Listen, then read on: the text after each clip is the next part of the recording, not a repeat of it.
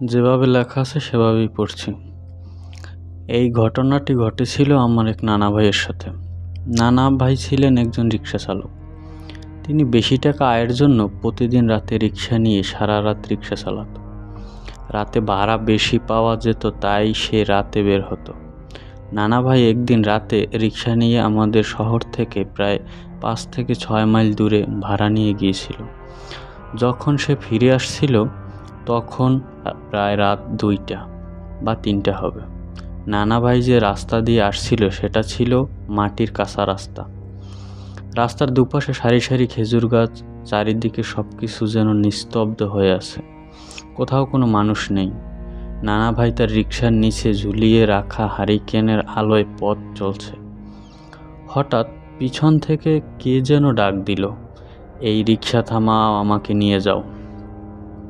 নানা ভাই রিকশা থামিয়ে পিছন তাকিয়ে দেখে এক সাদা লম্বা জুম্বাওয়ালা তার দিকে আসছে।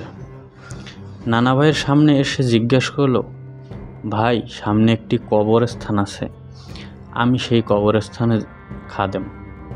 আমাকে যদি ওই কবরস্থানের গেটে নিয়ে গেলে আমার খুব উপকার হতো। নানা ভাই লোকটির দিকে তাকিয়ে দেখলো সুন্দর চেহারা, মুখে সাদা লম্বা দাড়ি, হয়তো কোনো আল্লাহওয়ালা হবে। তাই সে তাকে রিকশায় উঠতে বলল। লোকটি রিকশায় ওঠার পর নানা ভাই তাকে বলল, ভাড়া কিন্তু ডাবল দিতে হবে। তখন লোকটি কোনো কথা না বলে চুপ করে রইল। যতক্ষণ পর্যন্ত কবরস্থানের গেট না পেল, লোকটি নানা ভাইয়ের সাথে একটি কথাও বলেনি।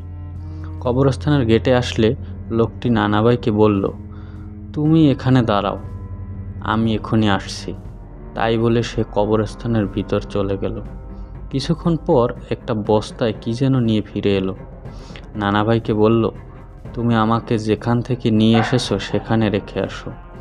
অনেক রাত হয়েছিল। তাই নানা ভাই লোকটিকে বলল, আমি আর যাব না, আমি বাড়িতে যাব, আপনি ভাড়া দিয়ে দেন। তখন লোকটি একটু যেন রেগে গিয়ে বলল, তুমি চলো, আমি তোমাকে অনেক মূল্যবান কিছু দেব। তাই বলে লোকটি নানা ভাইয়ের হাতে কয়েকটি সোনার কয়েন দিয়ে বলল, এটা নাও, পরে আরও পাবে, আর চলার পথে পিছনে একবারও তাকাবে না, তাহলে তোমার ক্ষতি হবে। নানা ভাই কিছুটা মনের মধ্যে ভয় অনুভব করতে লাগলো। তারপরও নিরুপায় হয়ে লোকটির রিকশায় বসিয়ে গন্তব্যস্থানে যেতে লাগলো।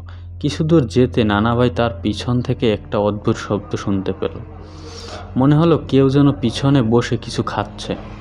সে আওয়াজটা অন্যরকম, নরম, হাড় চিবালে যেমন শব্দ হয়, কর্মর কর্মর করে এমন একটা আওয়াজ আসছিল। নানা ভাই শুনতে পেল। অনেকক্ষণ ধরে নানা ভাই শব্দটা শুনছে, তাই পিছনে কি হচ্ছে দেখার জন্য তার মন ব্যাকুল হয়ে পড়ে। তখন নানা ভাই লোকটির নিষেধ করা কথাটি ভুলে গেল। নিজেকে সামলিয়ে ভয়ে ভয়ে সে পিছনের দিকে তাকিয়ে দেখল কি ভয়ঙ্কর এক দৃশ্য। তার পিছনে বসা লোকটি আসলে মানুষ নয়, সে একটি ছোট বাচ্চাকে চিবিয়ে খাচ্ছে। এমন এক ভয়ঙ্কর দৃশ্য যেটা চোখে দেখার নয়। হঠাৎ লোকটি যখন বুঝতে পারল নানা ভাই তার বাচ্চা খাওয়া দেখে ফেলেছে, সে এমন এক ভয়ঙ্কর রূপ ধারণ করলো যা দেখে নানা ভাই ওই জায়গাতেই ভয় পেয়ে অজ্ঞান হয়ে পড়ে থাকলো। রাত শেষ হলে ওই লোক এলাকার কিছু মানুষ নানা ভাইকে হসপিটালে ভর্তি করে খোঁজ নিয়ে আমাদেরকে জানায়। কিন্তু এর কিছুদিন পর নানা ভাই মৃত্যুবরণ করে, আর ওই লোকটির দেয়া সোনার মোহর আর কোথাও খুঁজে পাওয়া যায় না। এই ঘটনাটি নানা ভাই তার স্ত্রী মানে আমার নানিকে মারা যাওয়ার কিছুদিন আগে বলে। এবার চলে যাব আমরা পরের ঘটনায়। যেভাবে লেখা আছে সেভাবেই পড়ছি। সূর্য ডুবে গেছে অনেক আগেই। নদীর পানিতে তারার আলো ঝিকমিক করছে। কালু মাঝি তার ছোট্ট ডিঙি নৌকা নিয়ে একা মাছ ধরতেছিলেন। হঠাৎ আকাশ কালো মেঘে ঢেকে যায়, বাতাস জোরে জোরে বইতে শুরু করে। কালু মাঝি বুঝতে পারেন এটি ভয়ানক ঝড় আসছে। ঝড়ের বেগ এত বেশি ছিল যে কালু মাঝির ছোট্ট নৌকা উল্টে যায়। কালু মাঝি ঠান্ডা জলে পড়ে যান। তিনি ডুবে যাচ্ছিলেন, কিন্তু কোনো মতে একটি কাঠের টুকরো আঁকড়ে ধরে বাঁচেন। তারপর তিনি অজ্ঞান হয়ে যান। যখন কালু মাঝি জ্ঞান ফিরে পান তখন তিনি দেখতে পান যে তিনি একটি অজানা দ্বীপে পৌঁছে গেছেন। দ্বীপটি অনেক অদ্ভুত ছিল।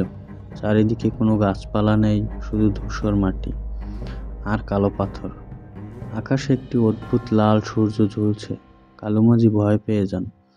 তিনি বুঝতে পারেন না এই দ্বীপ কোথায় অথবা এখান থেকে তিনি কিভাবে বাড়ি যাবেন।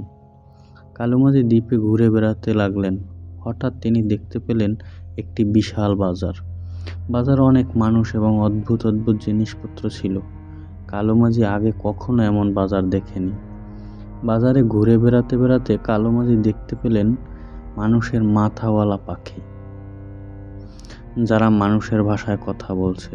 তিনি দেখতে পেলেন উড়ন্ত ঘোড়া, যারা আকাশে উড়ে বেড়াচ্ছে।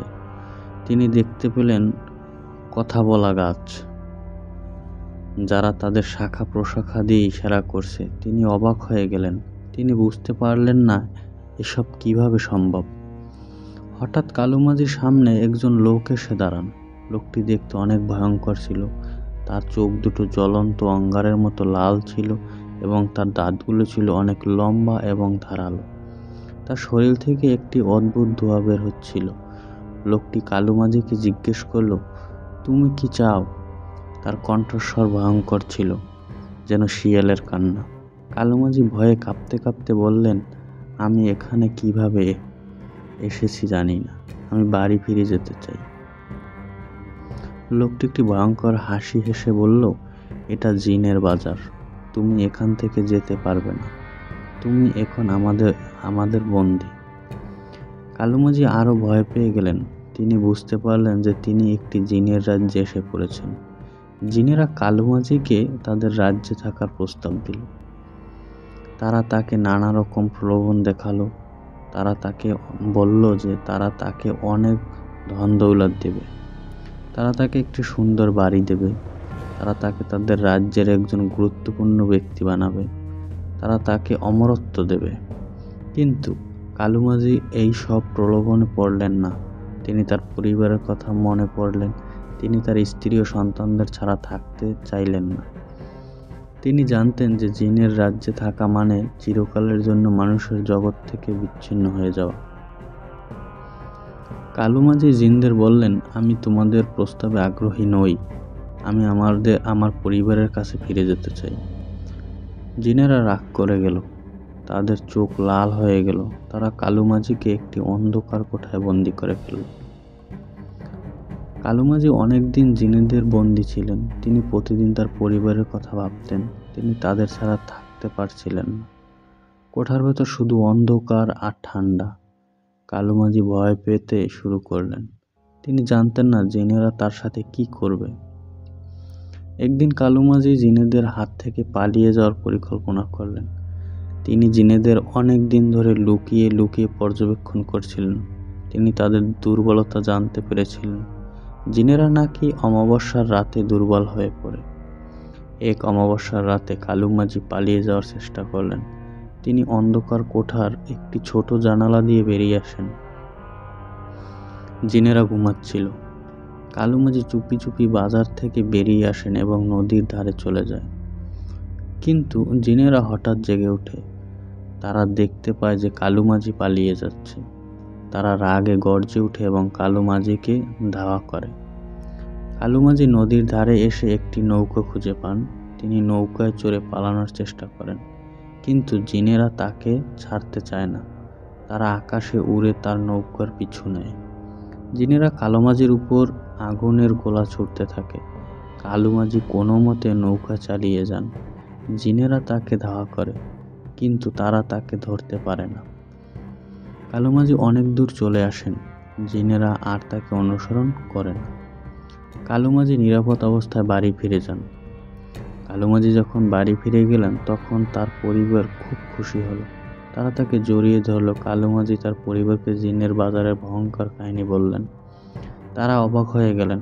তারা বিশ্বাস করতে পারছিল না যে এমন কিছু সম্ভব। কালু মাঝি তার অভিজ্ঞতা থেকে একটি গুরুত্বপূর্ণ শিক্ষা পেলেন। তিনি বুঝতে পারলেন যে পৃথিবীতে অনেক রহস্য আছে। আমরা যা দেখি বা জানি তা শুধু একটি ছোট্ট অংশ। আমাদের চারপাশে এমন অনেক কিছু আছে যা আমরা কল্পনাও করতে পারিনি। কালু মাঝি আবার নিয়মিত মাছ ধরতে যেতে লাগলেন, কিন্তু তিনি আর কখনো ঝড়ের দিনে নদীতে যাননি। তিনি সবসময় সাবধান থাকতেন যাতে আবার কোনো অজানা দ্বীপে পৌঁছে না যান। তিনি তার অভিজ্ঞতা আমাদের অন্যান্য মাঝিদের বলতেন। তিনি তাদের সাবধান করে দিতেন যাতে তারা ঝড়ের দিনে নদীতে না যায়। এটাই ছিল কালু মাঝির ঘটনা। এবার চলে যাব পরের ঘটনা। এটি একটি হাসপাতালের ঘটনা। যেভাবে লেখা আছে সেভাবেই পড়ছি। জাপানের ছোট্ট একটা শহরের বাইরে পাহাড়ের ঢালে অবস্থিত আচিহারা হাসপাতাল। একসময় এটি ছিল একটি সমৃদ্ধ মানসিক হাসপাতাল, যেখানে শত শত রোগী চিকিৎসা নেওয়ার জন্য আসত। কিন্তু এখন এটি একটি পরিত্যক্ত ভবন, যা স্থানীয়দের কাছে ভৌতিক হাসপাতাল হিসেবে পরিচিত। কথিত আছে এই হাসপাতালে অনেক রোগী নির্যাতনের শিকার হয়েছিল। তাদের আত্মা এখনও হাসপাতালে ঘুরে বেড়ায়। অনেক মানুষ নাকি হাসপাতালে অদ্ভুত শব্দ শুনতে পায়, ছায়ামূর্তি দেখতে পায়। কিছু লোক নাকি অদৃশ্য কাউকে তাদের ধাক্কা দিতে অনুভব করে। আমার নাম হিরো। আমি একজন ফটোগ্রাফার। আমি সবসময় পরিত্যক্ত স্থানগুলোতে ছবি তুলতে ভালোবাসি। আচিহারা হাসপাতালের কথা শুনে আমি সেখানে যাওয়ার সিদ্ধান্ত নিলাম। আমি চাইছিলাম হাসপাতালের ছবি তুলে একটি ফটো প্রদর্শনী করতে। এক শীতের সকালে আমি আচিহারা হাসপাতালে গেলাম। হাসপাতালের সামনে দাঁড়িয়ে আমি একটি অদ্ভুত শীতলতা অনুভব করলাম। চারপাশে একটি ভয়ঙ্কর নীরবতা, শুধু বাতাসের শব্দ শোনা যাচ্ছে। আমি হাসপাতালের ভেতর ঢুকলাম। ভেতরের পরিবেশ আরও ভয়ঙ্কর। দেয়ালগুলো জীর্ণ শীর্ণ, মেঝেতে ধুলো জমে আছে, অনেক জায়গায় তাদের প্লাস্টার খসে পড়েছে। হাসপাতালের কিছু কক্ষে এখনও পুরনো বেড, চেয়ার, টেবিল পড়ে আছে। আমি ছবি তুলতে শুরু করলাম।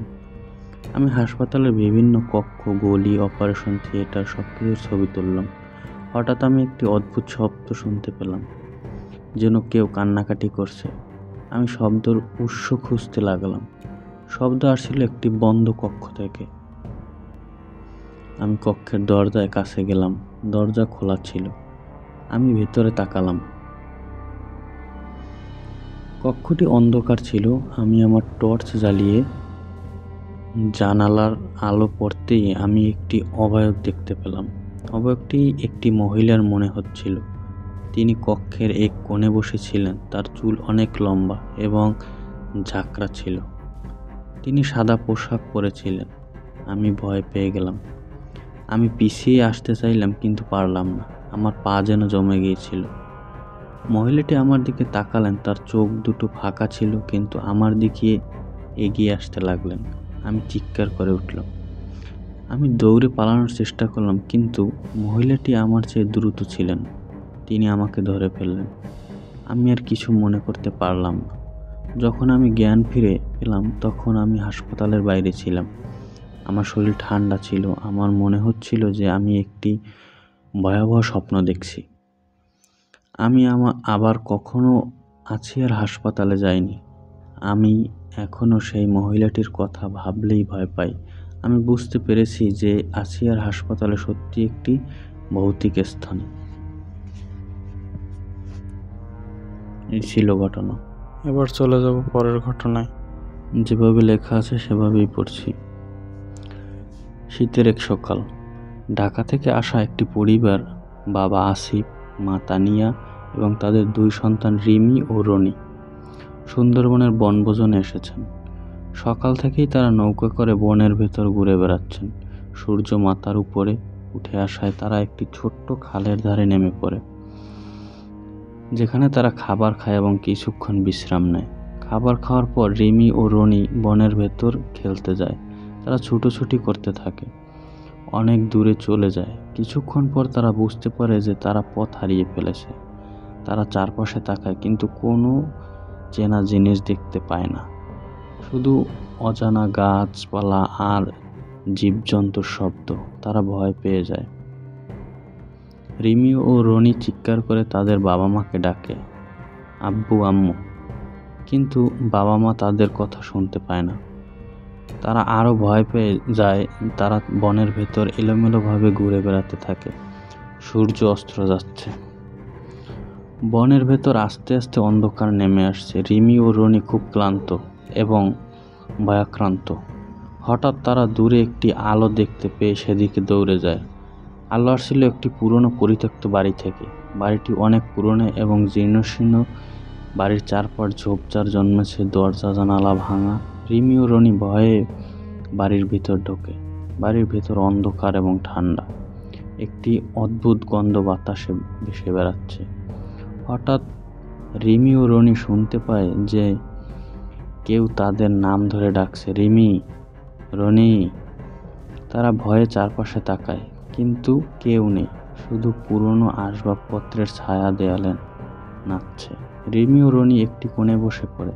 তারা খুব ভয় পাচ্ছে। তারা জানে না এখন তাদের কি করতে হবে। রিমি তার ছোট্ট ভাইকে জড়িয়ে ধরে আর আল্লাহর কাছে প্রার্থনা করতে থাকে। হঠাৎ বাড়ির ভেতর একটি আলো জ্বলে ওঠে। আলো আসছে একটি পুরনো ল্যাম্প থেকে। ল্যাম্পটি নিজে নিজেই জ্বলে উঠেছে। রিমি ও রনি ভয়ে চিৎকার করে ওঠে। তারা বাড়ি থেকে বেরিয়ে পালানোর চেষ্টা করে, কিন্তু বাড়ির দরজা বন্ধ হয়ে যায়। রিমি ও রনি আরও ভয় পেয়ে যায়। তারা জানে এখন তাদের কি হবে। হঠাৎ বাড়ির ভেতর একটি ছায়ামূর্তি দেখা যায়। ছায়াটি আস্তে আস্তে তাদের দিকে এগিয়ে আসে। রিমি ও রনি ভয়ে চোখ বন্ধ করে ফেলে। কিছুক্ষণ পর তারা চোখ খোলে। তারা দেখতে পায় তাদের বাবা মা তাদের সামনে দাঁড়িয়ে আছে। বাবা মা তাদের জড়িয়ে ধরে। রিমি ও রনি খুব খুশি হয়। তারা বাবা মায়ের সাথে বাসায় ফিরে যায়।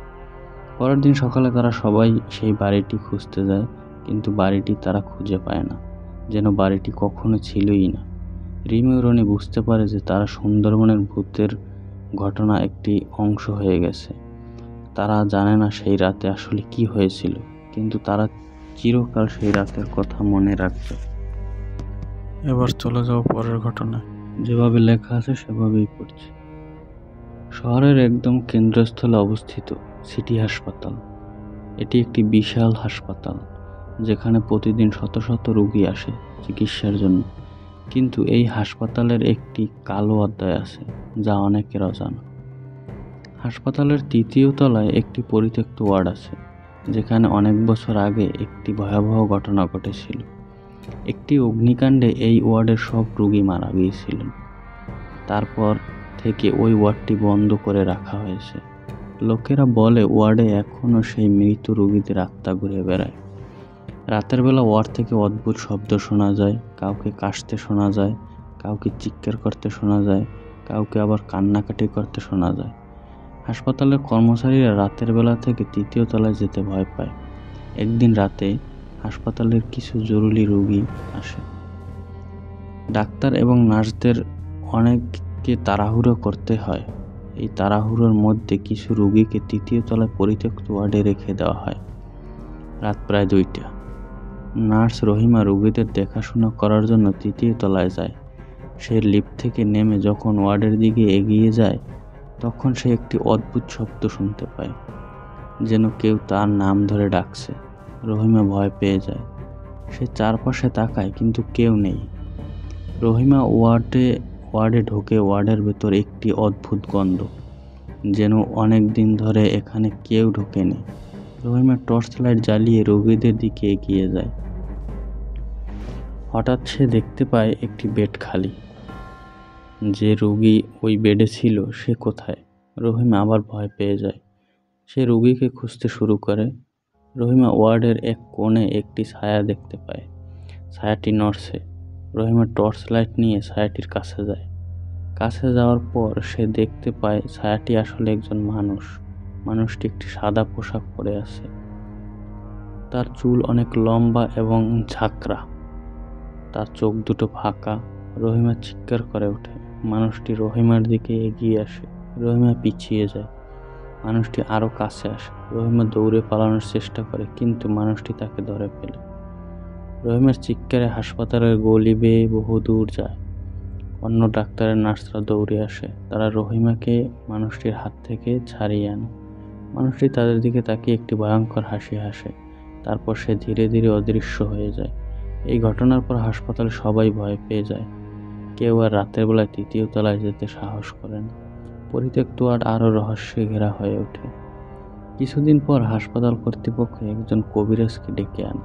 কবিরাজ ওয়ার্ডে একটি পূজা করে। পূজার পর নাকি আর কোনো অদ্ভুত ঘটনা ঘটেনি, কিন্তু হাসপাতালের কর্মচারীরা এখনও রাতের বেলা তৃতীয় তলায় যেতে ভয় পায়। তারা বিশ্বাস করে যে পরিত্যক্ত ওয়ার্ডে এখনও সেই আত্মা ঘুরে বেড়ায়। এবার চলে যাব পরের ঘটনা। যেভাবে লেখা আছে সেভাবেই পড়ছি। শহরের একদম কেন্দ্রস্থলে অবস্থিত সিটি হাসপাতাল। এটি একটি বিশাল হাসপাতাল, যেখানে প্রতিদিন শত শত রোগী আসে চিকিৎসার জন্য। কিন্তু এই হাসপাতালের একটি কালো অধ্যায় আছে, যা অনেকের অজানা।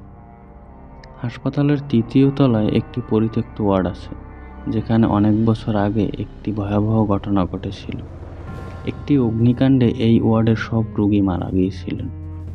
তারপর থেকে ওই ওয়ার্ডটি বন্ধ করে রাখা হয়েছে। লোকেরা বলে ওয়ার্ডে এখনও সেই মৃত রোগীদের আত্মা ঘুরে বেড়ায়। রাতের বেলা ওয়ার্ড থেকে অদ্ভুত শব্দ শোনা যায়, কাউকে কাশতে শোনা যায়, কাউকে চিৎকার করতে শোনা যায়, কাউকে আবার কান্নাকাটি করতে শোনা যায়। হাসপাতালের কর্মচারীরা রাতের বেলা থেকে তৃতীয় তলায় যেতে ভয় পায়। একদিন রাতে হাসপাতালের কিছু জরুরি রোগী আসে। ডাক্তার এবং নার্সদের অনেককে তাড়াহুড়ো করতে হয়। এই তাড়াহুড়োর মধ্যে কিছু রোগীকে তৃতীয় তলায় পরিত্যক্ত ওয়ার্ডে রেখে দেওয়া হয়। রাত প্রায় 2টা। নার্স রহিমা রোগীদের দেখাশোনা করার জন্য তৃতীয় তলায় যায়। সে লিফট থেকে নেমে যখন ওয়ার্ডের দিকে এগিয়ে যায়, তখন সে একটি অদ্ভুত শব্দ শুনতে পায়, যেন কেউ তার নাম ধরে ডাকছে। রহিমা ভয় পেয়ে যায়। সে চারপাশে তাকায়, কিন্তু কেউ নেই। রহিমা ওয়ার্ডে ঢোকে। ওয়ার্ডের ভেতর একটি অদ্ভুত গন্ধ, যেন অনেক দিন ধরে এখানে কেউ ঢোকেনি। রহিমা টর্চ লাইট জ্বালিয়ে রোগীদের দিকে এগিয়ে যায়। হঠাৎ সে দেখতে পায় একটি বেড খালি। যে রোগী ওই বেডে ছিল সে কোথায়? রহিমা আবার ভয় পেয়ে যায়। সে রোগীকে খুঁজতে শুরু করে। রহিমা ওয়ার্ডের এক কোণে একটি ছায়া দেখতে পায়। ছায়াটি নড়ছে। রহিমা টর্চ লাইট নিয়ে ছায়াটির কাছে যায়। কাছে যাওয়ার পর সে দেখতে পায় ছায়াটি আসলে একজন মানুষ। মানুষটি একটি সাদা পোশাক পরে আছে। তার চুল অনেক লম্বা এবং ঝাঁকড়া। তার চোখ দুটো ফাঁকা। রহিমা চিৎকার করে ওঠে। মানুষটি রহিমার দিকে এগিয়ে আসে। রহিমা পিছিয়ে যায়। মানুষটি আরও কাছে আসে। রহিমা দৌড়ে পালানোর চেষ্টা করে, কিন্তু মানুষটি তাকে ধরে ফেলে। রহিমার চিৎকারে হাসপাতালের গলি বেয়ে বহু দূর যায়। অন্য ডাক্তারের নার্সরা দৌড়ে আসে। তারা রহিমাকে মানুষটির হাত থেকে ছাড়িয়ে আনে। মানুষটি তাদের দিকে তাকিয়ে একটি ভয়ঙ্কর হাসি হাসে। তারপর সে ধীরে ধীরে অদৃশ্য হয়ে যায়। এই ঘটনার পর হাসপাতালে সবাই ভয় পেয়ে যায়। কেউ আর রাতের বেলায় তৃতীয় তলায় যেতে সাহস করে না। পরিত্যক্ত ওয়ার্ড আরও রহস্যে ঘেরা হয়ে ওঠে। কিছুদিন পর হাসপাতাল কর্তৃপক্ষ একজন কবিরাজকে ডেকে আনে। কবিরাজ ওয়ার্ডে একটি পূজা করে। পূজার পর নাকি আর কোনো অদ্ভুত ঘটনা ঘটেনি, কিন্তু হাসপাতালের কর্মচারীরা এখনও রাতের বেলা তৃতীয় তলায় যেতে ভয় পায়। তারা বিশ্বাস করে যে পরিত্যক্ত ওয়ার্ডে এখনও সেই আত্মা ঘুরে বেড়ায়। এবার চলে যাও পরের ঘটনায়। যেভাবে লেখা আছে সেভাবেই পড়ছি। শহরের কোলাহল ছেড়ে এক নির্জন পথ ধরে এগিয়ে চলছে ডাক্তার রিফাত। গন্তব্য শহরের বাইরে এক পুরনো পরিত্যক্ত হাসপাতাল, আশার আলো। নতুন চাকরিতে যোগদান করতে যাচ্ছে সে। হাসপাতালে পৌঁছে রিফাতের মনে সঞ্চার হয় অদ্ভুত ভয়ের। ভেঙে পড়া দেয়াল, জঙ্গলে ঢাকা চত্বর, আর ভিতর থেকে আসা অন্ধকারের ডাক, সবকিছুই যেন ভয়ঙ্কর রহস্যের ইঙ্গিত বহন করছে। ভেতরে প্রবেশ করে রিফাত পুরনো কর্মচারীর থেকে জানতে পারে হাসপাতালের ভৌতিক ইতিহাস। রাতের বেলা এখানে কারো হাঁটার আওয়াজ, অপারেশন থিয়েটার থেকে অদ্ভুত আর্তনাদ, আর দোহাটে অশরীরী কোনো উপস্থিত আবাস। এই হাসপাতাল আসলে জিনদের আড্ডা। রিফাতের ঘুম ভাঙল হঠাৎ এক ভয়ঙ্কর শব্দে। আলো নিভে গেল। ঠান্ডা বাতাসের ঝাপটা তার মুখে এসে লাগল। অন্ধকারে কে যেন ভারী পদক্ষেপে এগিয়ে আসছে। রিফাতের হৃদস্পন্দন তীব্র হয়ে উঠল। ঘামে ভিজে উঠল তার কপাল। ভয়ে কাঁপতে কাঁপতে সে জানালার ধারে এগিয়ে গেল। ভেতর থেকে আলোর ঝলকানি দেখা যাচ্ছে। Operation theatre. রিফাত বুঝতে পারলো এটা আর কল্পনা নয়, বাস্তব ভয়। জিনদের উপস্থিতি এখন তার ঘরেও। কিন্তু রিফাত ভয়ের কাছে হার মানতে রাজি নয়। সে জিনদের সম্পর্কে জানার জন্য গভীর পড়াশোনা শুরু করে। একদিন এক পুরনো জাদুকরের বংশধরের সন্ধান পায় সে। সেই বৃদ্ধ মহিলার কাছে ছিল জাদুকরের লেখা নোট বই, যেখানে জিনদের বশে আনার কিছু মন্ত্রের উল্লেখ ছিল। রিফাত দিনরাত সেই মন্ত্র আয়ত্ত করতে লাগলো। এই সময় জিনদের উপদ্রব আরও বাড়তে লাগলো, কিন্তু রিফাত অবিচল রইল। অবশেষে আশার আলো হাসপাতালের অপারেশন থিয়েটারে গিয়ে দাঁড়ালো সে। রাতের অন্ধকারে ভয়ঙ্কর কুৎসিত জিনেরা রিফাতকে ঘিরে ধরল। রিফাত জাদুকরের নোট বই খুলে মন্ত্র উচ্চারণ করল। মন্ত্রের প্রভাব পড়তেই লাগলো জিনদের উপর। তারা কষ্ট পেতে লাগলো। রিফাতকে আর আমন্ত্রণ করতে পারল না। এক সময় একটা জোরালো ঝলকানির সাথে সমস্ত জিন গায়েব হয়ে গেল। আশার আলো হাসপাতালে মুক্তি পেয়েছে জিনদের হাত থেকে। হাসপাতালটি আবার চালু হয়েছে। রিফাতের সাহসিকতার ফলে দরিদ্র ও অসহায় রোগীদের বিনামূল্যে সেবা পেতে লাগলো। কিন্তু সব জিন তো আর মুক্ত হয়নি। হাসপাতালে আটকা থাকা জিনদের নেতা ছিল শাহজাহান। সে মন্ত্রের প্রভাবে বন্দিশালা থেকে মুক্তি পেয়ে রিফাতের প্রতি তার প্রতিশোধের আগুন তীব্রতর হয়ে উঠেছে। শাহজাহান রিফাতের পরিবারের সদস্যদেরকে হুমকির মুখে ফেলে। রিফাত বুঝতে পারে শাহজাহানকে থামাতে হলে তাকে নিজের সবচেয়ে বড় ভয়ের মুখোমুখি হতে হবে। সে জিনদের জগতে প্রবেশ করে শাহজাহানের সাথে মুখোমুখি হবার জন্য। রিফাতের জিনদের জগতে অদ্ভুত এক ভয়ঙ্কর অভিজ্ঞতা হয়। অজানা বিপদে মুখোমুখি হতে হয়। শেষ পর্যন্ত সে শাহজাহানের সম্মুখীন হয়। তাদের মধ্যে তীব্র লড়াই হয়। রিফাত তার সাহস, বুদ্ধিমত্তা আর নতুন আয়ত্ত করা জাদুর ক্ষমতা ব্যবহার করে অবশেষে শাহজাহানকে পরাজিত করে। জিনদের জগৎ থেকে ফিরে আসে রিফাত। তার এই অভিজ্ঞতা তাকে করে তোলে আরও শক্তিশালী, আরও সাহসী। কিন্তু এখন আর তার সামনে নতুন পথ উন্মোচিত। জিনদের জগতে সে জাদুবিদ্যা সম্পর্কে অনেক কিছু শিখেছে। এই জ্ঞান ব্যবহার করে একজন জাদুকর হিসেবে কাজ শুরু করতে পারে সে। রিফাত বিভিন্ন রহস্যর ঘটনার সমাধানের জাদুর সাহায্য নেয়। হারিয়ে যাওয়া জিনিস খুঁজে বের করা, অপরাধীদের শনাক্ত করা, এমনকি অসুস্থ মানুষের চিকিৎসা করা। রিফাতের জাদু সব সমস্যার সমাধানে সাহায্য করে। সে জাদুবিদ্যা শেখা নয়, জিনদের বিশ্বের সম্পর্কে জানতে আগ্রহী হয়ে ওঠে। তাদের ইতিহাস, সংস্কৃতি এবং তাদের সাথে মানুষের সম্পর্ক নিয়ে গবেষণা শুরু করে।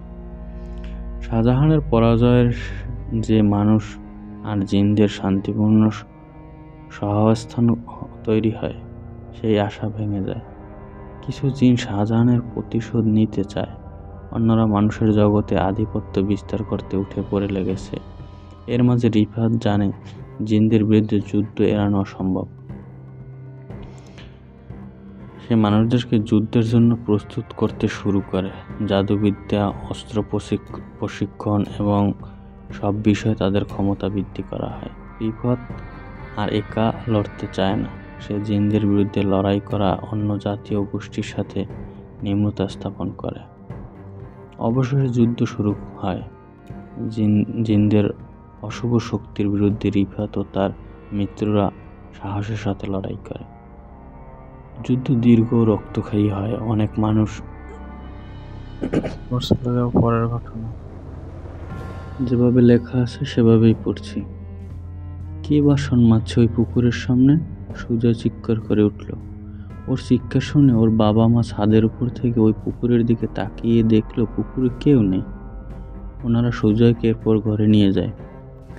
এই পুকুরটার একটা কোঠা আছে। প্রত্যেক বছর একটা করে প্রাণীকে নিজের কাছে টানবেই সে মানুষ হোক কিংবা পশু।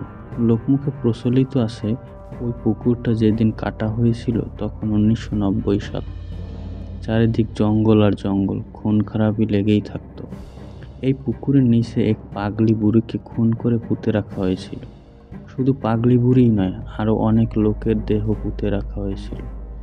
কিন্তু ওই পাগলি বুড়ি কারোর ক্ষতি করতো না। সেই পাগলি বুড়িকে অনেকেই দেখেছে, তবে ওই পাগলি বুড়ি যাকে তাকে দেখা দেয় না। যখন কারোর খারাপ সময় থাকে কিংবা যখন কারোর ভালো সময় থাকে তখনই দেখা পাওয়া যায় ওই বুড়ির। না জানি আমার ছেলে কেন দেখতে পেল ওই বুড়িকে। কে সুজয়ের বাবা ফিসফিস করে সুজয়ের মাকে বলল, কি জানি বাবা, আজকাল গভীর রাতে কুকুরগুলো ডাকতে থাকে প্রচণ্ড। ওই পুকুরের সামনে গেলে এই পুকুরের সামনে গোল হয়ে দাঁড়িয়ে বলল সুজয়ের মা, রাত অনেক হলো, শুয়ে পড়ো। তুমিও যাও, আমি আসছি, ফিস ফিস উত্তর দিল সুজয়ের বাবা। পুকুরটা একেবারে শান্ত। এই পুকুরের কাছে অনেকেই অনেক কিছু দেখেছে, কিন্তু সেই সব অলৌকিক জিনিস কারোর কোনো ক্ষতি করেনি। হঠাৎ এই শান্ত পুকুর প্রচণ্ড ক্ষিপ্ত হয়ে উঠল 1 মাসের ভিতর। কিভাবে ক্ষিপ্ত হলো পুকুরটা সেই কারণ অজানা। তবে আজকাল এই পুকুরটার আশেপাশে কারুর বাড়িতে সদ্যজাত পুত্র সন্তান জন্ম নিলে সেই সন্তান যে কিভাবে নিখোঁজ হয়ে যায় তা বোঝা বড় দায়। শুধু কি তাই, আশেপাশে যত বাড়িঘর ছিল সেই বাড়িগুলোর থেকেও মুরগি ছাগল অদ্ভুতভাবে নিখোঁজ হতে শুরু করলো। কিন্তু কোথায় যে যায় তা ক্রমশ রহস্য হতে থাকলো। এর পিছনে যে অলৌকিক ঘটনা জড়িয়েছে সেটা কেউ বিশ্বাস করে না। এটাকে চোরের কারসাজি বলে ব্যাপারটা উড়িয়ে দিল সকলে। কিন্তু শেষে যখন চুরির পরিমাণ বেড়েই চলল, তখন শেষমেশ গ্রামবাসীরা মিলে ঠিক করলো তারা পাহারা বসাবে। কথা মতো 2 পাহারাদার নিযুক্ত করা হলো। তাদেরকে গ্রামবাসীরা চাঁদা বাবদ প্রত্যেক মাসের শেষে কিছু নগদ অর্থ দেবে বলে বিনিময়ে তারা পাহারা দেবে। বেশ ভালো। এই পাহারাদার নিযুক্ত করার পর গ্রামের ছাগল মুরগি 2 দিন মতো চুরি হওয়া বন্ধ হয়ে গেল। কিন্তু 3য় দিন থেকে আবারও চুরির পরিমাণ বেড়ে যায়। এবার শুধু চুরিই না, সাথে প্রত্যেকটা বাড়িতে ইট পাথরের টুকরো পড়া শুরু করলো। আর যে পাথরগুলো পড়তো সেগুলো কিন্তু সকালবেলা কেউ খুঁজে পেত না। কিন্তু আশ্চর্যের বিষয় হলো এটাই যে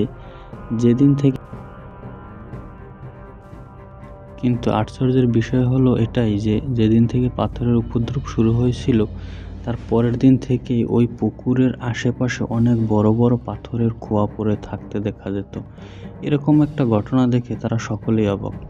তাদের মনে এই ধারণা তৈরি হলো যে ওই পুকুরের কাছে কিছু একটা গন্ডগোল আছে।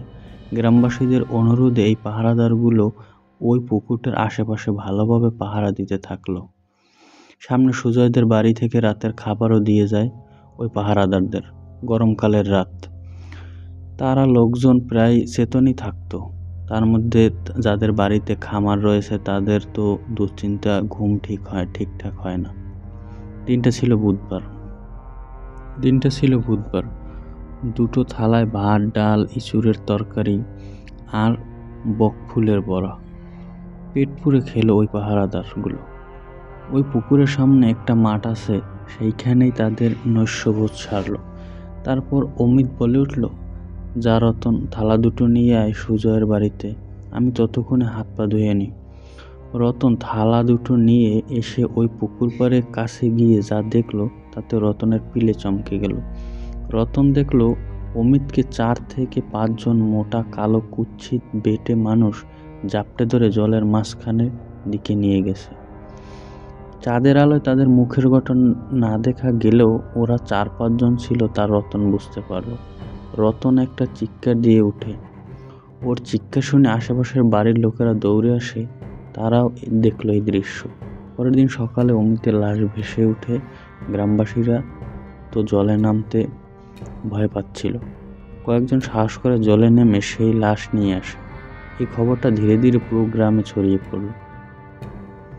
আশেপাশের গ্রাম থেকে লোকজনেরা এসে ওই পুকুরটাকে দেখতে লাগলো। কয়েকজন এই বাকি ঘটনাগুলোর জন্য পুকুরটাকে দায়ী করলো। তাদের মতে এই পুরো ঘটনার পেছনে পুকুরটার কিছু যোগসূত্র আছে। কিন্তু এটা তো অলৌকিক কাজ, যার অলৌকিক ক্ষমতা আছে সেই পারবে সমাধান করতে। তবে তান্ত্রিক, ওঝা, সন্ন্যাসীদেরকে বলা হলো এর সমাধানের জন্য, কিন্তু তারা কেউ রাজি হলো না। শেষমেশ এক তান্ত্রিক রাজি হলেন। তিনি বলেন তাকে যদি মোটা অঙ্কের টাকা দেওয়া হয় তবে সে কাজটা করে দেবে। ইতিমধ্যে খবর এলো রতন নাকি মারা গেছে। অনেকদিন জ্বরে ভুগছিল, জ্বরের ঘোরে ভুলভাল বকছিল, তারপর এক সময় সে মারা যায়। এই ব্যাপারটায় গ্রামবাসীরা মর্মাহত হয়, তাই ওই তান্ত্রিককে অনুরোধ করে দ্রুত এই পুকুর থেকে অলৌকিক শক্তি তাড়ানোর কাজ শুরু করতে। তান্ত্রিক দিনক্ষণ ঠিক করে মঙ্গলবার রাতটাকে বেছে নেয়। ভর অমাবস্যা ছিল সেদিন। রাত 11টা থেকে শুরু হয় যজ্ঞ। তান্ত্রিক একটা গণ্ডি কেটে দেয় তার পাশে। ওই গণ্ডি দেখিয়ে বলে এর ভেতরে কেউ যেন না আসে। এরপর তান্ত্রিক তার কার্যক্রম শুরু করে দেয়। বেশ কিছুক্ষণ মন্ত্র পাঠ করে তান্ত্রিক মন্ত্রপুত ছাড়াই ওই পুকুরে ছুঁড়ে ফেলে। গ্রামবাসীদের মনে তখন প্রবল উদ্বেগ, কারণ ওই পুকুরের জন অবরোধ নড়ছিল। পুকুরের আশেপাশে যত গাছ আছে সেগুলো দুলছিল হাওয়ায়। কিছুক্ষণ পর অদ্ভুত জিনিস দেখা যায়, যা দেখে হকচকিয়ে যায় তান্ত্রিকও। ওই দূরের শালগাছটা থেকে একজন উড়ে এসে তান্ত্রিকের থেকে 2 হাত দূরে এসে দাঁড়ায়। সে ছেলে কিনা মেয়ে বোঝা যাচ্ছিল না, একেবারে কালো, অন্ধকারে থেকেই কুচকুচে কালো। তান্ত্রিক নিজের হাতে একটু জল গিনিয়ে ওই আগুনের উপরে বেশ কিছুক্ষণ ঘুরিয়ে ওই কালোর অবয়বটার উপর ছুঁড়ে মারে। তারপর তান্ত্রিক গম গম করা গলায় বলে ওঠে, কে তুই? এখানে কি করছিস? ওই অবয়বটা কিরকম অদ্ভুত সুরে বলে উঠল, আমি বদলা চাই। তান্ত্রিক প্রশ্ন করে, বদলা? কিসের বদলা? অবয়বটা বলে ওঠে, আমি বিদ্যুতের বউ সুপ্রিয়াকে শেষ করে দিতে চাই। কে তুই? কেন মারতে চাস ওকে? অবয়বটি বলে, আমি এতকাল ধরে পুকুরে পড়ে আছি, কারণ কোনো ক্ষতি করিনি, কিন্তু ওই সুপ্রিয়া, ছি, কি নীচ মানসিকতার এর এক লোক। তোরা শাস্তি দে, না হলে ওকে আমার কাছে দিয়ে দে। কেন, কি করেছে সুপ্রিয়া তোকে? তান্ত্রিক উঁচু গলায় শুধায়। ও ভর দুপুর বেলায় কয়েকদিন আগে সৈকতদের বাড়িতে যায়। সৈকতের বাবা মা সৈকতকে কেউই ঘরে ছিল না। সৈকত স্কুলে গিয়েছিল, সৈকতের মা গিয়েছিল জল আনতে, আর সৈকতের বাবা কাজে। সৈকতের মায়ের কাছে একটু ভাব ছিল সুপ্রিয়ার। আর সৈকতের সদ্য একটা বোন হয়েছে। সৈকতের বাড়িতে গিয়ে কাউকে না দেখে সুপ্রিয়া সৈকতের বোনের সাথে খেলতে থাকে। কোলে নিয়ে ওইটুকু ছোট মেয়েটাকে নিয়ে সে নাচন কোদন, কিন্তু হঠাৎ হাত ফসকে মাটিতে পড়ে যায় সৈকতের বোন। এদিকে সৈকতের মাও ঘরের দিকে আসতে থাকে। ওই বাচ্চা মেয়েটার মধ্যে কোনো হেলদোল না দেখে অপরাধের ভয়ে ওই ছোট মেয়েটাকে ভর দুপুরে নিয়ে আসে পুকুর পাড়ে। বাচ্চাটাকে নিয়ে পুকুরের শেষ প্রান্তে গিয়ে ভাসিয়ে দেয় একটা ড্রামের মধ্যে করে, আর ড্রামটার সাথে ইট ঝোলাই করা কয়েকটা বস্তা বেঁধে দেয়। বিবেক বাঁধেনি ওই সুপ্রিয়ার? আজকের মতো এখানে শেষ করছি। আল্লাহ হাফেজ, সবাই ভালো থাকবেন।